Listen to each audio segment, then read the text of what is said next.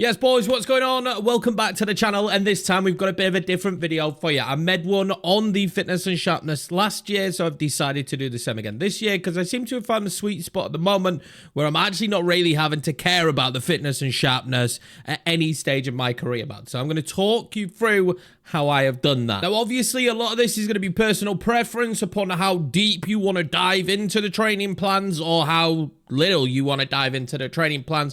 There's one thing with them: when you set up your game and you're choosing to put the settings on and whatnot, training plans on is fine. Do not use fixed rate. Whatever you do, do not touch fixed rate. It doesn't work. Of course, there's bugs. You could go always full if you want to completely not care about it, but I like that there is some dynamics to it. Always full means that they will always have full energy, and that to me is just completely unrealistic. So just keep it on. Fixed rate does sound good, but don't use it. It's broken. Now, this is going to be such a super simple video for me this year, because honestly, once we get into this save, it's going to be so straightforward on what I've been doing so far this year to maintain sharpness and fitness combined for all my players. And this is how straightforward it's going to be. You're going to come up, you're going to have automated training plans. Now, I will go through how I feel is best to manage them if you're not doing automated, but you should do automated. I hate coming into this menu all the time,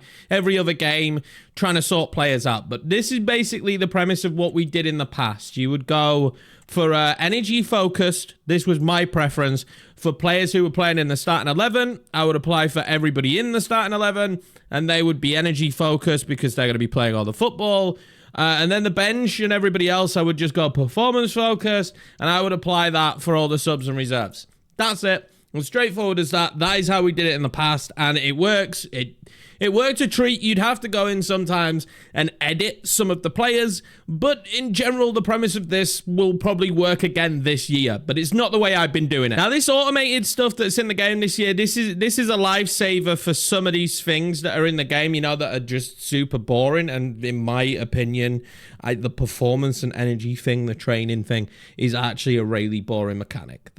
Some people might have a different opinion on this, but if I can get away with doing as little of it as possible, but it's still being in there, but me doing as little as possible, I am going to go with that. So we can add values this year. So performance focus 50, all out energy, not energy focused, all out energy 50. These are the values I'm using in the Tottenham career mode, and I have had no issues with fitness and no issues with sharpness. I will keep trialing this because this is probably what I'm going to use all year round, but energy focused is where you would think, oh, maybe I'll put the 50 in there and the 50 in the performance. No, if you will then have players that don't have their energy back.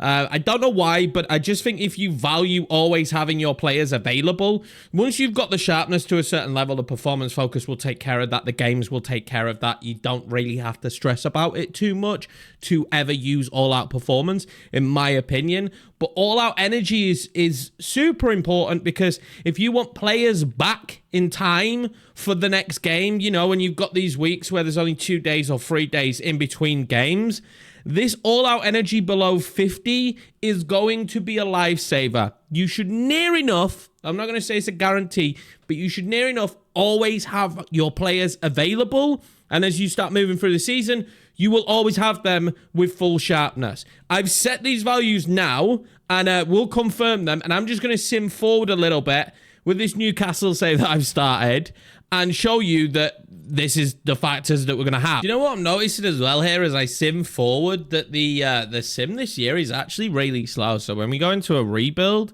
that's probably going to have quite an impact. But what I do like is the sim results show massively on the screen this year. This wasn't in the game in the past. Could I get sacked here? It doesn't look like we've started well with Newcastle, but that's beyond the point. Let's see how the sharpness and fitness is getting on. So after simming for an age in the Newcastle save, I was struggling to find a week where they actually played 2 games. They're not in any European competitions, so I was really struggling. So I've jumped back on the Tottenham save, although the simulation is different this year, but we might talk about that later, where we've just played Rangers, and then we have Southampton coming up in a few days' time. And as you will see here by the team, this is 2 days later. Same value, same setup. This is what I've been using. Everyone has full sharpness. Everyone has full fitness. We're good to rock and roll. There is a little bit of fitness lacking on some of the players that played, but not enough to mean that you couldn't play them. 92% fitness for Dragosin, 93 for Dorgu. So these are two players that maybe have lower stamina, and this could be some reason to the value. Obviously, player stamina is going to have some impact in that. But as you can see, they're still more than playable, and it's only been 2 days since they last played a game of football. The same for a lot of these other players, and they're ready and rip-roaring to go. So this really does work. It was frustrating that I couldn't find anything with Newcastle, but this is what I've been using, this is what I've been running, and it has worked a treat so far for me. The automated system has made my life a lot easier.